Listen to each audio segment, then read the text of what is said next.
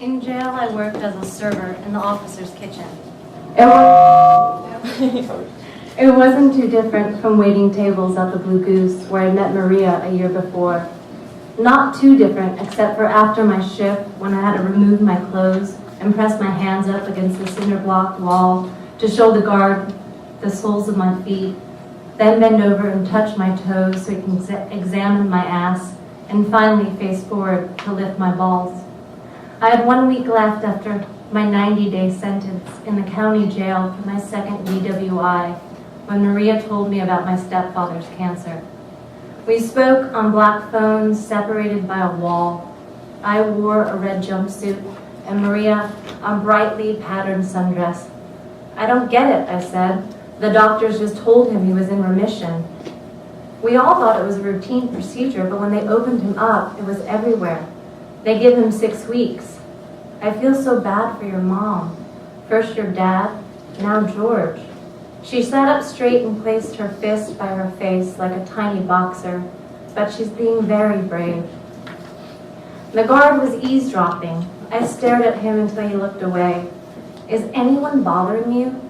Maria asked, and I wondered if I looked like something had happened, or if I looked like the same clean-cut guy at the Blue Goose. I wondered why 19-year-old Maria was there at all. That week, I had received a note in my cell. It read, I'm interested in you, and I think you're interested in me. If you are, put a note in the Biography magazine with Mel Gibson on the cover. I stayed clear of the library, but when the guard put me in my cell, he said, you better watch your back, pretty boy. No, I replied, no one's bothering me. I'll be home in less than a week. Time's up, one of the guard walked over. I love you, she said. I put my hand on the glass. Jonathan, George murmured, waking me out of my daze. I'm in the kitchen, I yelled. I placed the television tray in front of his chair with his oatmeal, knowing he'd only eat a spoonful or two. Just how you like it, warm with cold bananas. Thank you. He coughed and spat red mucus in a silver bucket. As if laying down equaled death, George dwelt in a lazy boy chair next to the hospital bed in our living room. The Dallas sun forced its way through half-open shutters, and George asked if I can do something about the light. I walked over and made sure that each wooden panel slanted in the same direction, making the 3 windows perfectly symmetrical. Then I sat down in my wooden chair. George kept looking at me, or looking beyond me, so I asked, do you need to go to the bathroom? We had bought a portable toilet. I'd roll it into the living room and lift George from one chair to the other, but he just shook his head. The colon cancer had taken all the color out of his face. His skin had a grayish tone and it flaked at the touch. Around 2 o'clock he said, I'm sorry that I ruined your birthday. Don't worry about it, I said. It's not like I have any friends to celebrate with. I shifted my gaze and suddenly Zach and I were in our old apartment. He kept running his fingers through his hair and punching his fist into his thigh. He couldn't believe he had lost the rent envelope. I helped him search every room. We lifted the mattress and ripped the cushions off the couch.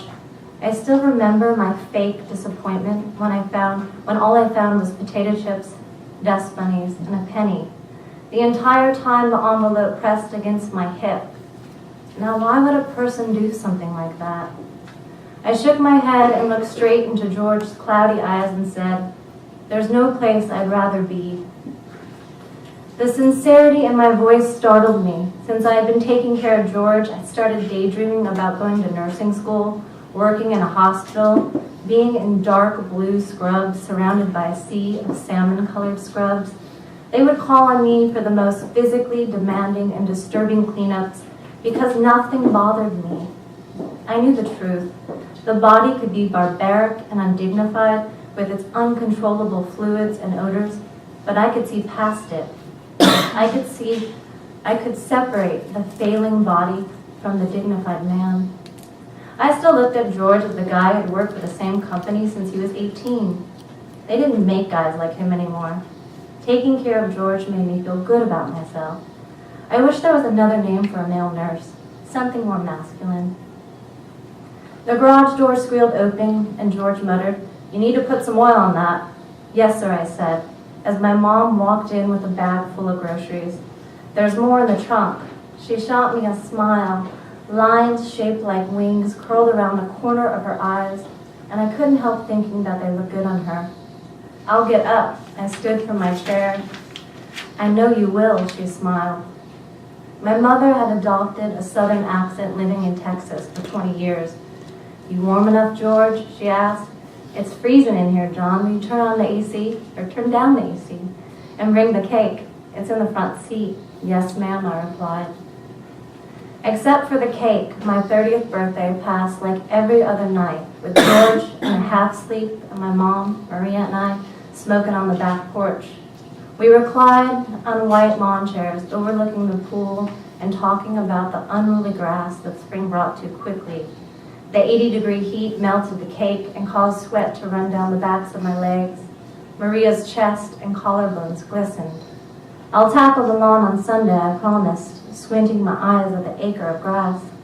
"You look just like your dad when you said that." My mom cackled and sipped her iced Chardonnay. "He was handsome, just like you." "Stop, Mom." I grabbed my pack of Camels and lit a cigarette. Her dark eyes held mine, and all I could think about was how much I had disappointed her.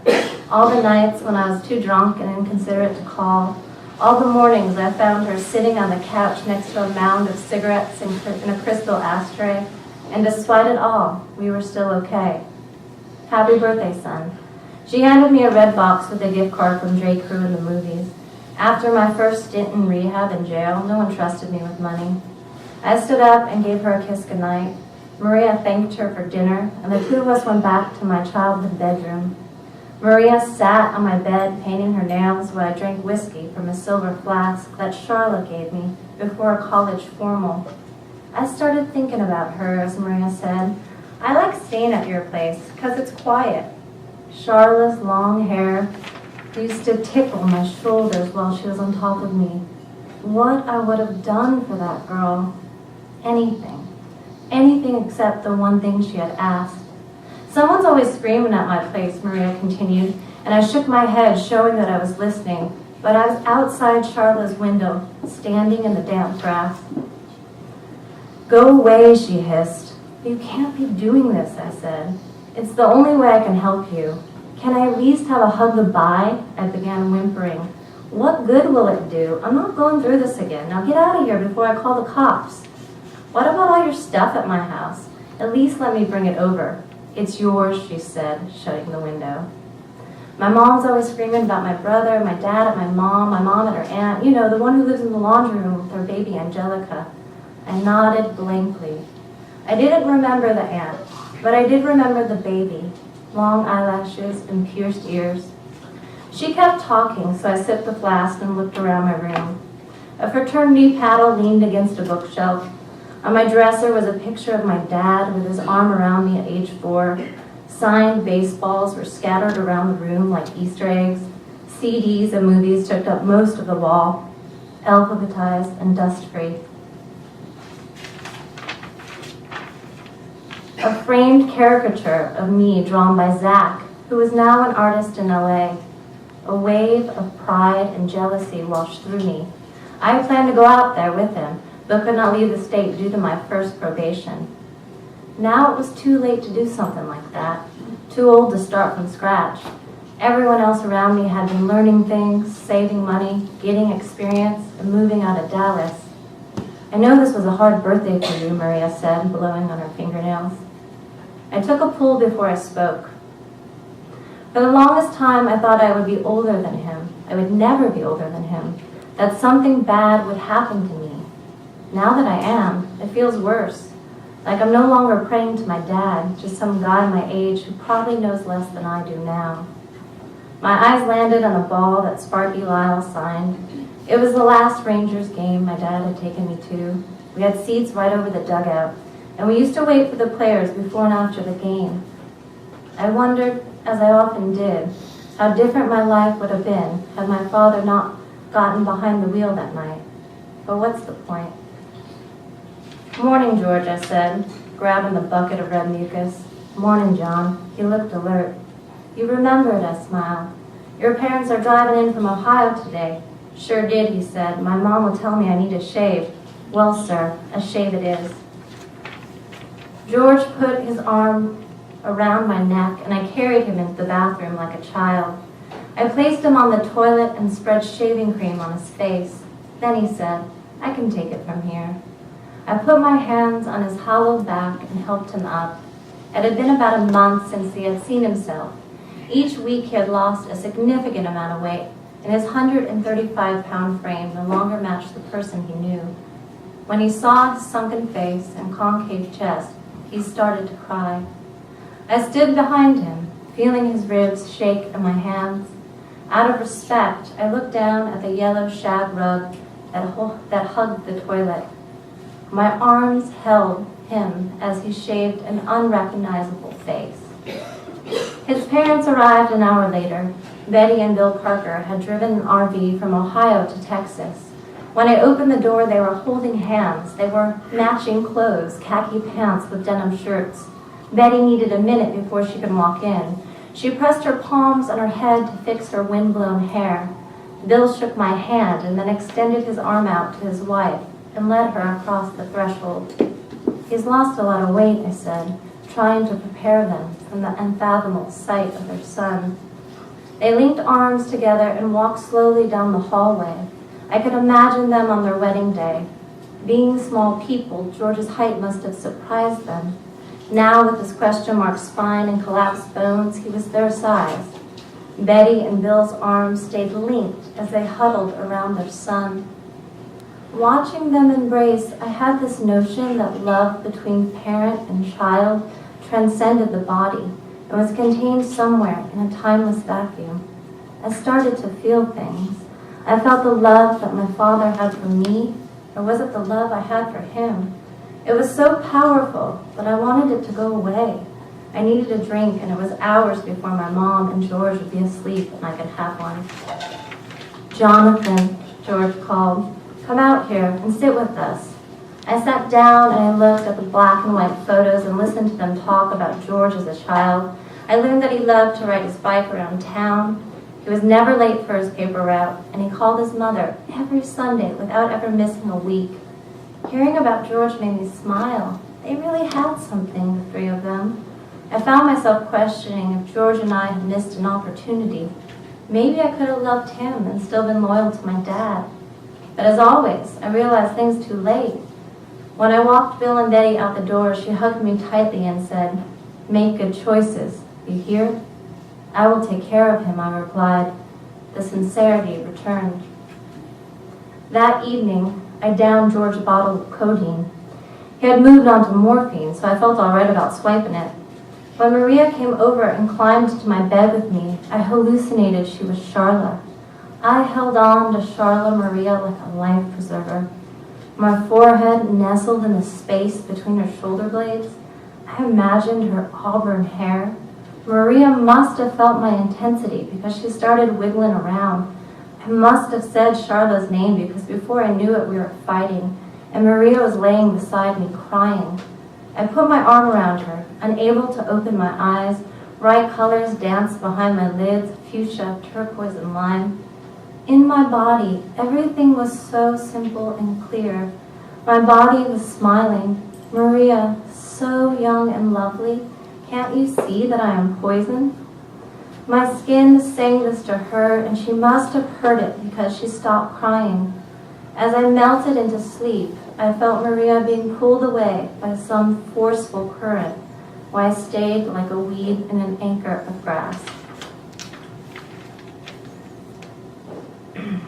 In the morning, I squirted liquid morphine into George's mouth with a syringe. Then I put rubber gloves to spread the morphine gel on his arms and legs. He could no longer swallow pills. All of this was supposed to make him less sick, but it didn't. He still hacked up blood and winced with pain. It was a Sunday, and the rain knocked against the picture windows. "Will you look at that?" My mom opened the shutters. "A double rainbow! My word, I've never seen such a thing. John, get George." I carried George over to the hospital bed by the window. "Well, I never," he said. The storm divided the sky in two, powder blue and black. On the light patch, two prisms arched parallel with each other while the black sparked with lightning and stirred with thunder.